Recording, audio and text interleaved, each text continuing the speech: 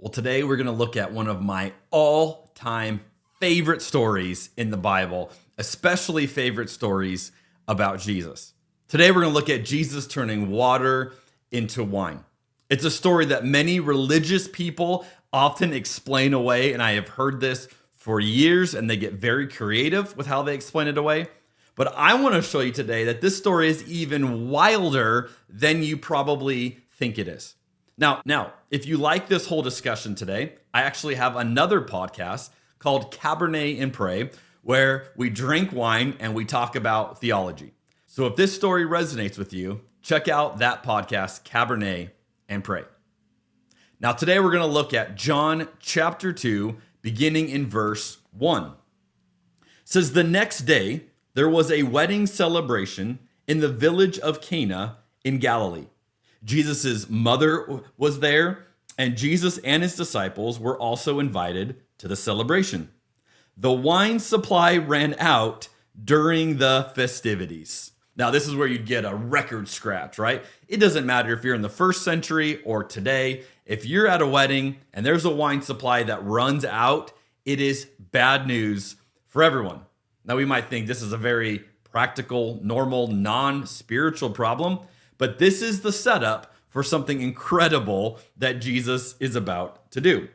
So the wine runs out. Jesus' mother told him, "They have no more wine." I love that she points this out to him. "Dear woman, that's not our problem," Jesus replied. "My time has not yet come." But his mother told the servants, "Do whatever he tells you." She's like, yeah. Hey, whatever he tells you, do it. Standing nearby were 6 stone water jars used for Jewish ceremonial washing. Each could hold 20 to 30 gallons. Jesus' mother comes to him and points out something obvious that he would have seen.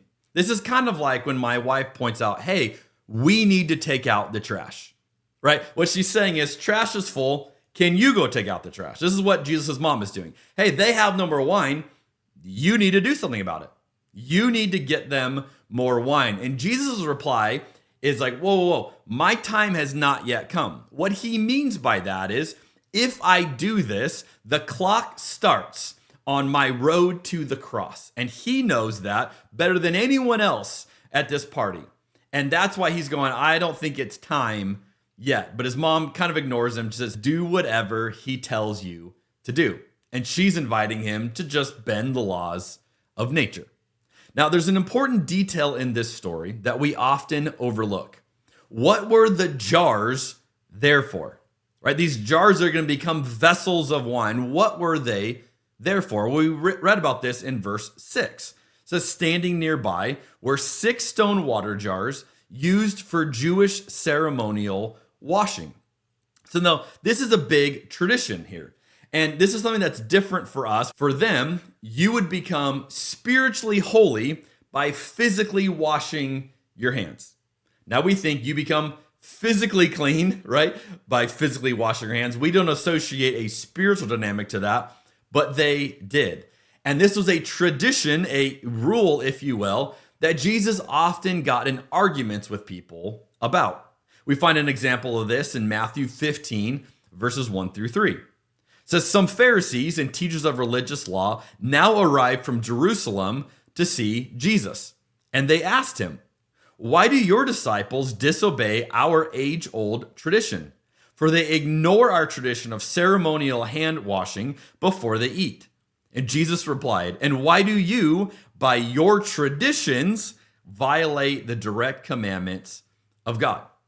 What we're going to see here is that Jesus is repurposing a religious item. Now, it's hard to find a modern day comparison to this. Perhaps if you saw kids swimming in a baptistry in a church. Now, there's nothing inherently wrong about that. You go, well, it's water, and I guess you could swim in it, but that's not what that water is used for. You would feel a little bit weird about that, because church can often become about traditions and expectations. And Christianity can often become about traditions and expectations. In fact, maybe you think that's all that Christianity is. And this is why this story is so profound.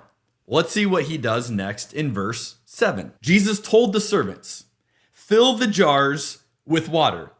Now, they're thinking, okay, we're going to wash our hands.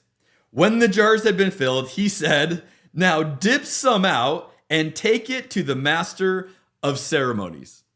Here's where they're thinking either this guy is nuts or he's trying to get us all fired. We don't serve the ceremonial hand washing water. What is he wanting us to do here? But the servants followed his instructions.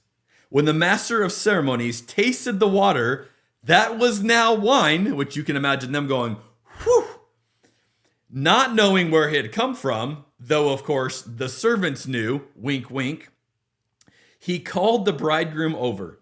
"A host always serves the best wine first," he said. "And then when everyone has had a lot to drink, he brings out the less expensive wine. But you have kept the best until now."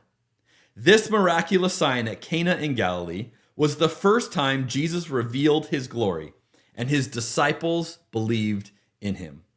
After the wedding, he went to Capernaum for a few days with his mother, his brothers, and his disciples. Let's do a little math here. How much wine are we talking about? Well, we know that there's 6 jars, and each jar holds 20 to 30 gallons of liquid, which would be about 180 gallons of wine. Now, on average, a gallon of wine equals about 5 bottles. So if you can do some quick math, that means Jesus made roughly 900 bottles of wine at a party that had already run out of wine. Like when people say, "Oh, this was grape juice," and no, they weren't drinking to excess, and they all, like, you don't understand the details of this story. This is a wild story of what Jesus is doing. Have you ever been to a party that served 900 bottles of wine after the initial wine ran out? That is one heck of a party.